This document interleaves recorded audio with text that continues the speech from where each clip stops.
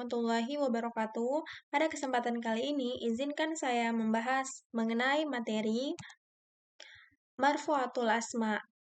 Teman-teman yang khususnya belajar mengenai bahasa Arab, pasti pernah mendengar kalimat marfu'atul asma. Marfu'atul asma itu terdiri dari dua kata, yaitu marfu'at dan al-asma. Apa itu marfu'atul asma? Mari kita lihat pengertiannya. Jadi, marfu'atul asma itu terdiri dari dua kata, yaitu marfu'at dan al-asma. Marfu'at adalah jamak muannas salim dari marfu'atun. Marfu'atun itu merupakan bentuk isim maf'ul yang artinya yang dibaca rofa. Sedangkan kata al-asma adalah bentuk jamak taksir dari kalimat al-ismu yang berarti kalimat isim. Jika kita simpulkan dari paragraf ini, marfu'atul asma itu berarti isim-isim yang dibaca rofa. Berarti bukan hanya satu jenis isim saja, melainkan banyak jenis isim yang dibaca rofa. Nah, marfu'atul asma itu terdiri dari 7 macam, yaitu yang pertama adalah fa'il, yang kedua adalah maf'ulul ladzi lam yusamma fa'iluhu atau maf'ulun bih yang dibaca rafa karena fa'ilnya itu tidak ada. Mungkin dalam hal ini fa'ilnya itu dibuang karena tujuan tertentu atau yang lebih kita kenal dengan naibul fa'il. Kemudian ada mubtada, kemudian ada khobar, kemudian ada isimnya kana wa akhwatuha, kemudian ada khobarnya inna wa akhwatuha, kemudian ada at-tabi'u lil marfu atau isim-isim yang ikut kepada isim yang rofa. Nah, at-tawabi itu kita kenal ada 4 macam. Yang pertama ada na'at, ada atof, ada taukid, dan badal. Baiklah, untuk jenis isim yang dibaca rofa yang pertama yang akan kita bahas adalah fa'il. Nah, teman-teman pasti tahu fa'il itu adalah pelaku. Nah, memang fa'il itu artinya pelaku. Tetapi, jika teman-teman yang tidak mengetahui bahasa Indonesia atau terjemahan bahasa Indonesia dari sebuah bacaan yang berbahasa Arab, pastilah bingung untuk menentukan yang mana fa'ilnya. Nah, bisa kita ketahui dengan cara yaitu terdapat kalimat isim yang dibaca rofa atau yang berharakat rofa setelah fi'il mabni ma'lum. Nah, fa'il itu terdapat dua jenis, yaitu fa'il yang berupa isim zohir dan fa'il yang berupa isim domir. Adapun yang pertama adalah fa'il yang berupa isim zohir. Di sini terdapat contoh kama qala ar-rafi'iyyu. Apa itu isim zohir? Nah, isim zohir itu adalah fa'ilnya berupa isim yang nampak. Di sini contoh fa'ilnya adalah ar-rafi'iyyu. Kenapa dikatakan isim zohir? Karena ar-rafi'iyyu di sini itu berdiri sendiri tanpa bergandeng dengan kalimat sebelumnya yang mana yaitu kata kerja. Jadi setelah kata kerja di sini atau fi'il mabni ma'lum di sini terdapat kata isim yang dibaca rofa. Nah, itulah dia yang dikatakan fa'il yang berupa isim zohir. Jadi fa'ilnya itu nampak, jelas kita lihat atau tidak tersambung dengan kata kerja. Nah, kemudian adalah fa'il yang berupa isim domir. Fa'il yang berupa isim domir di sini contohnya adalah idza rokiba fis safinati. Di sini fa'ilnya itu berupa isim domir. Kenapa dikatakan isim domir? Karena setelah kita lihat dari bacaan ini, setelah kata kerja idza rokiba tidak terdapat kata isim yang dibaca rofa. Jadi fa'ilnya itu terdapat di dalam kata kerja rokibah. Jadi, di sini fa'ilnya itu berbentuk isim domir yang terdapat dalam kata kerja rokibah, yaitu domir berupa domir huwa. Jadi itulah tadi fa'il itu terdapat dua jenis, yaitu ada fa'il yang berupa isim zohir dan ada fa'il yang berupa isim domir. Tinggal kita lihat apakah setelah kata kerja mabni ma'lum itu terdapat isim yang dibaca rofa. Nah, itulah dia fa'il yang berupa isim zohir. Jika memang tidak ada jika memang tidak ada isim yang dibaca rofa setelah fi'il mabni ma'lum itu, berarti fa'ilnya bersembunyi di dalam fi'il, yaitu ia berupa isim domir. Baiklah, isim yang dibaca rofa atau marfu'atul asma yang jenis kedua yang akan kita bahas adalah naibul fa'il. Apa itu naibul fa'il? Naibul fa'il itu secara umum artinya adalah pengganti dari fa'il. Nah, sama seperti tadi, jika tadi fa'il ada yang berupa isim zohir dan ada yang berupa isim domir, maka begitu juga dengan naibul fa'il. Nah, baiklah, bagaimana kalau kita tidak mengetahui terjemahan dari suatu kata? Bagaimana caranya kita mengetahui jika itu adalah naibul fa'il? Cara yang paling gampang untuk kita mengetahui bahwa itu adalah naibul fa'il adalah jika isim tersebut ada yang dibaca rofa setelah fi'il mabni majhul. Jika fa'il tadi berupa fi'il mabni ma'lum, maka naibul fa'il adalah fi'il mabni majhul. Jadi jika ada isim yang dibaca rofa setelah kata kerja mabni majhul, maka itulah dia yang menjadi naibul fa'il. Contohnya di sini terdapat dua jenis macam naibul fa'il sama seperti fa'il tadi, yaitu ada yang berupa isim zohir dan ada yang berupa isim domir. Yang pertama yang kita bahas adalah isim zohir. Di sini contohnya adalah wa yukrahu shaumu yaumis syakki. Jadi yang menjadi naibul fa'il di contoh ini adalah saumu.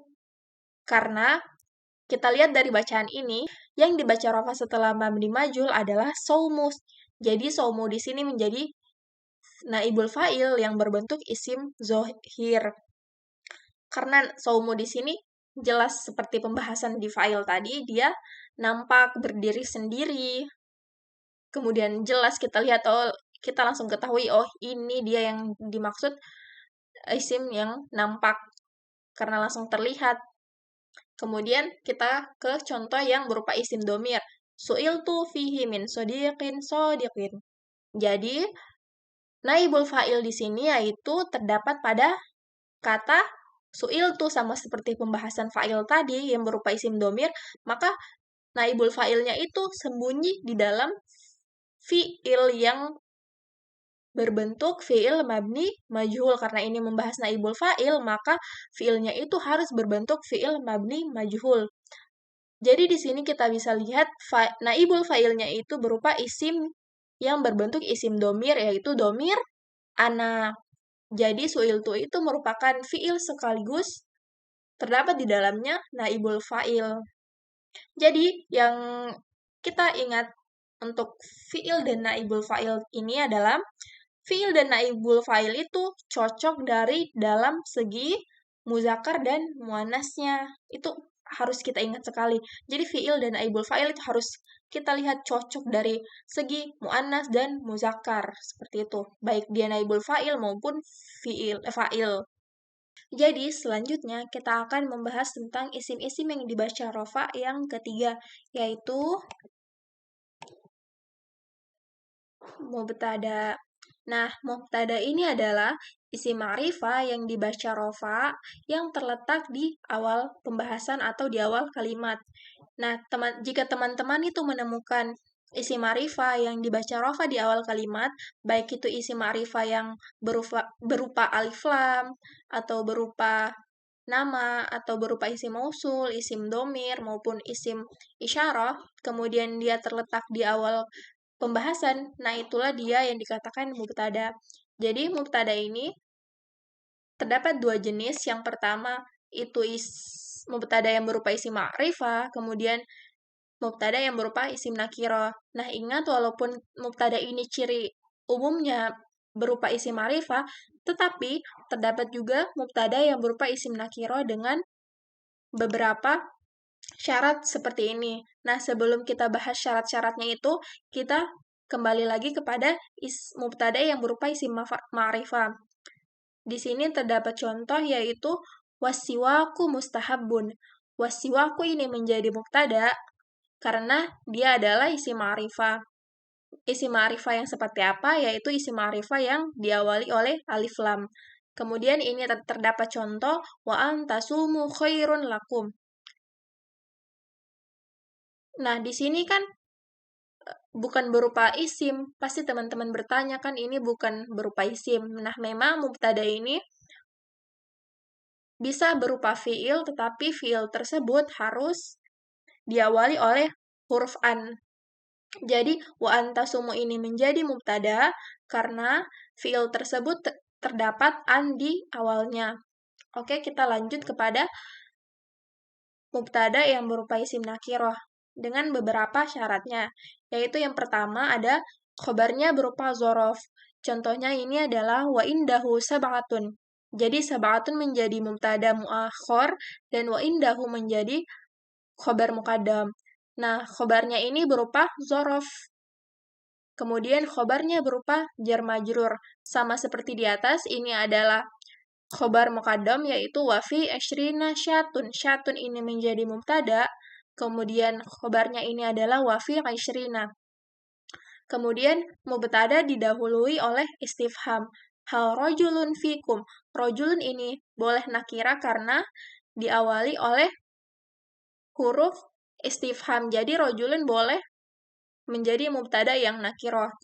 Kemudian adalah mubtada yang disifati. Yaitu contohnya tolibun mujtahidun najihun. Tolibun ini dapat dikatakan mubtada yang nakiro karena dia menjadi yang disifati oleh mujtahidun. Selanjutnya yaitu mubtada beramal pada lafaz setelahnya. Contohnya adalah tolibun ilman karimun. Tolibun ini menjadi mubtada yang nakiro karena menjadi amil dari ilman karimun. Jadi tolibun ini menjadi amil berupa kata kerja. Kemudian mubtada yang dimudofkan. Contohnya adalah soni'un hubzin jamilun. Soni'un hubzin ini menjadi mubtada yang berupa jumlah idhofa yaitu soni'un mudofnya, hubzin menjadi mudof ilaih. Kemudian mubtada didahului oleh nafi. Contohnya adalah ma khillun lana. Khillun ini nakiroh dan menjadi mubtada karena diawali oleh ma nafi. Yang kemudian adalah mubtada berupa rincian. Contohnya adalah salah satun minha tashtariku fiha ar-rijalu. Jadi salah satun ini menjadi mubtada yang nakiro karena berupa sebuah rincian dari kalimat selanjutnya. Kemudian mubtada berupa doa. Contohnya adalah salamun alaikum. Jadi salamun ini dapat dikatakan mubtada yang berupa nakiroi karena dia adalah sebuah doa. Ingat, terdapat beberapa ciri untuk mubtada selain yang ini, yaitu yang pertama, kalimat isim setelah amma. Kemudian setiap kalimat isim setelah lafadz wakadha. Kemudian fi'il setelah lafadz sawaun. Kemudian setiap kalimat isim setelah kata haitsu. Kemudian rincian hitungan yang berurutan mulai dari ahaduha dan seterusnya. Oke, selanjutnya kita akan membahas tentang isim yang dibaca rofa yang keempat, yaitu khobar. Nah, jika ada mubtada, pasti ada khobar. Jika kita sudah menjumpai mubtada, pasti kita harus mencari khobarnya. Jadi, khobar ini adalah isim yang dirofakan oleh mubtada. Nah, khobar ini ada untuk pelengkap makna dari mubtada. Jadi, khobar ini juga berbentuk dua jenis, yaitu khobar yang mufrad dan khobar yang ghairu mufrad. Nah, kita akan menjelaskan dulu yang mufrad. Jadi yang mufrad di sini adalah contohnya wal wakilu aminun. Jadi sudah jelas wal wakilu di sini adalah mubtada, aminun adalah khobar yang berbentuk mufrad. Nah, mufrad ini apa? Mufrad ini berarti khobarnya itu tunggal atau satu kata saja, tidak berbentuk kalimat. Kemudian yang kedua adalah khobar yang ghairu mufrad. Nah, khobar yang ghairu mufrad ini terbagi menjadi dua, yaitu jumlah dan syibhu jumlah. Nah, yang jumlah ini berarti dia berupa kalimat. Jumlah di sini ada dua, yaitu jumlah yang berupa ismiyah atau yang diawali oleh isim, kemudian jumlah fi'liyah. Mari kita lihat contohnya. Di sini contohnya adalah Zaidun huwa doribun. Jadi Zaidun di sini sebagai mubtada, huwa doribun menjadi khobarnya. Nah, khobarnya ini berupa jumlah ismiyah karena diawali oleh isim. Kemudian fi'liyah. Di sini fi'liyah contohnya adalah Zaidun doroba. Jadi Zaidun sebagai mubtada, kemudian doroba di sini menjadi khobar yang berupa fi'liyah. Nah, setelah itu terdapat khobar ghairu mufrad yang berbentuk syibhu jumlah. Jadi, syibhu jumlah di sini adalah rangkaian kata yang menyerupai kalimat, tetapi secara makna dia belum sempurna, jadi mencari atau membutuhkan kalimat penunjang. Di sini, syibhu jumlah itu terdapat dua juga, yaitu yang berbentuk jar majrur, kemudian yang berbentuk zorfiyah. Yang jar majrur di sini contohnya adalah Zaidun fid dari.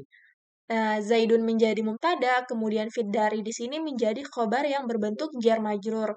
Kemudian ada zorfiyah. Nah, contohnya di sini adalah Zaidun indadar.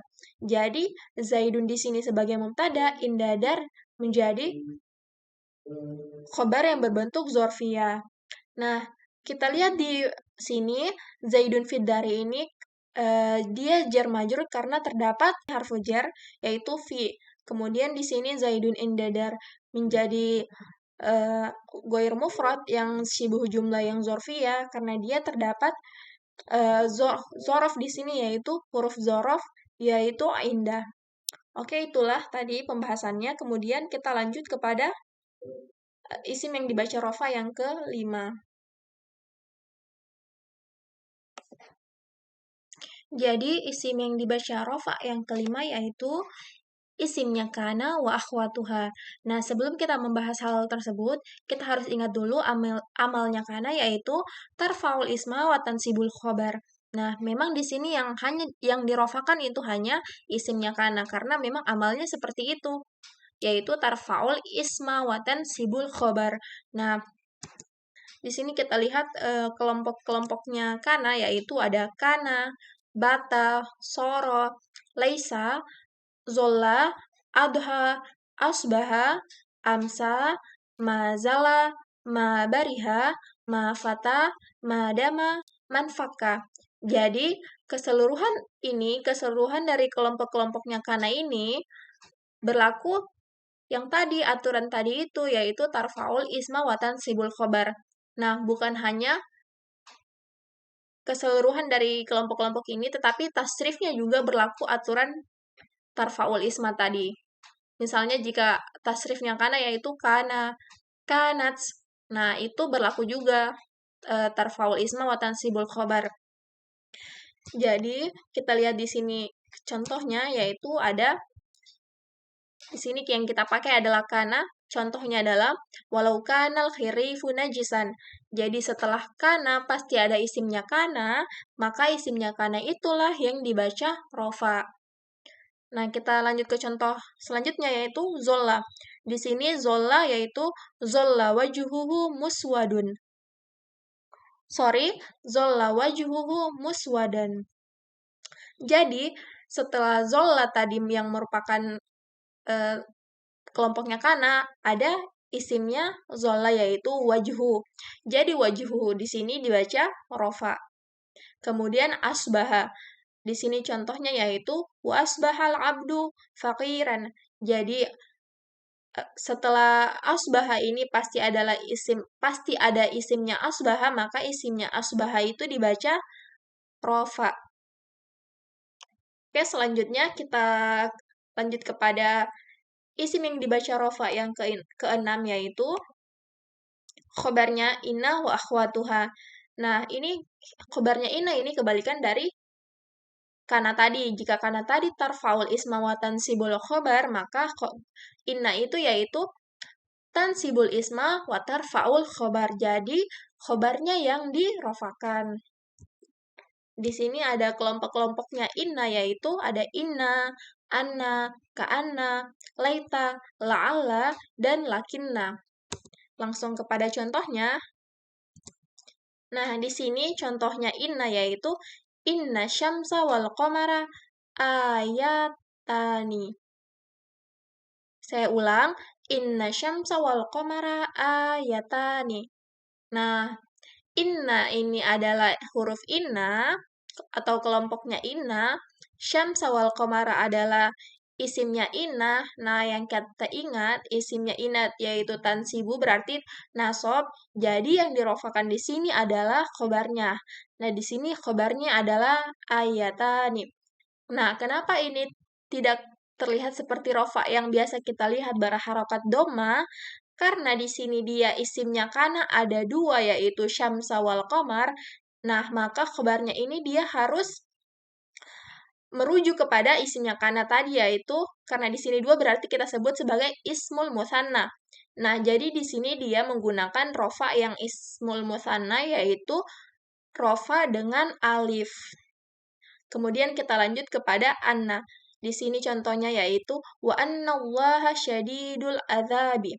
Jadi wa anna di sini adalah kelompoknya inna, Allah di sini sebagai isimnya anna, syadidu di sini adalah khobarnya. Nah, syadidu di sini yang berharokat rofa. Kemudian ada contoh lakinna. Nah, lakinna di sini contohnya adalah lakinnal aula ijtinabuhu.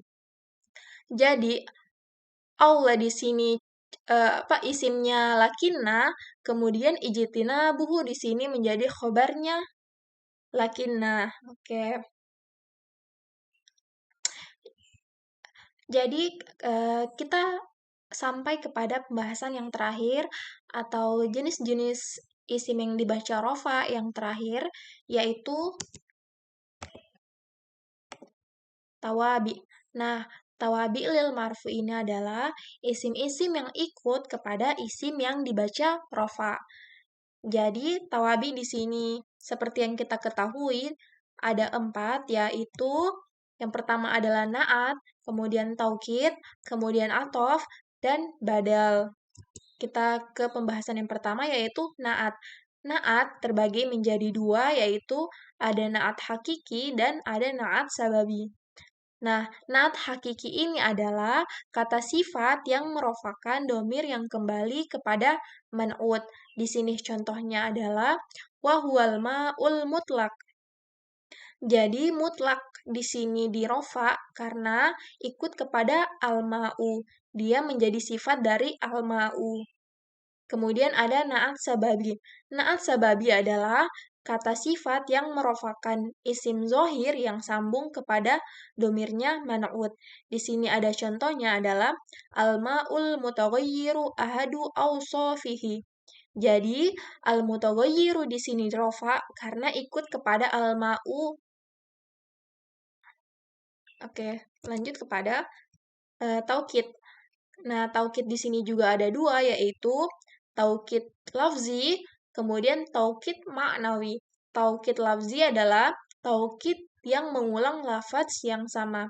Contohnya di sini adalah fa iyyaka iyyakal miro'ah.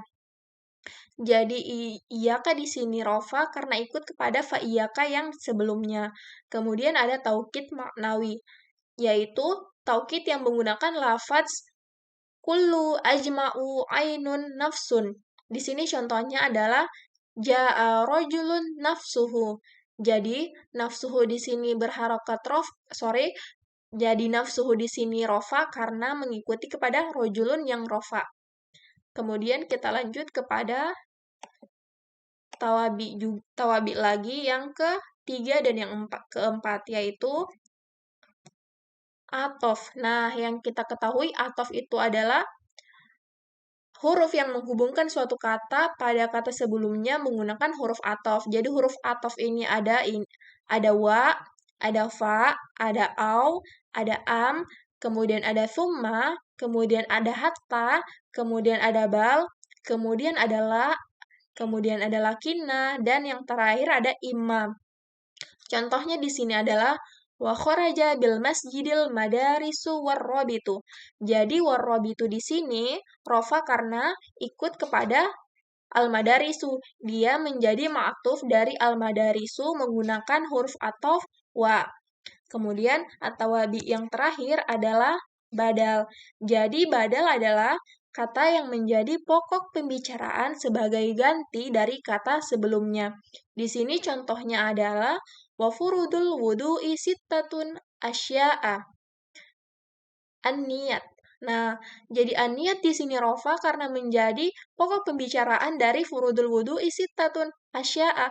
Nah, niat wudhu itu dibagi menjadi 6. Yang pertama niat. Nah, niat di sini adalah menjadi pokok pembicaraan. Kemudian kalau misalnya dia ada yang pertama kan ada niat, kemudian ada yang kedua. Yang kedua itu juga menjadi badal dari yang ini. Baiklah, itulah tadi pembahasan ringkas saya atau pembahasan singkat saya mengenai isim-isim yang dibaca rofa. Saya berharap agar pembahasan saya bermanfaat bagi teman-teman yang membutuhkan, dan saya memohon maaf jika terdapat kata-kata saya yang salah atau kata-kata saya yang kurang berkenan atau kata-kata saya yang kurang jelas dalam memberi penjelasan kepada teman-teman. Karena this is my first time to take a video and upload on YouTube. And thank you for watching. Wassalamualaikum warahmatullahi wabarakatuh.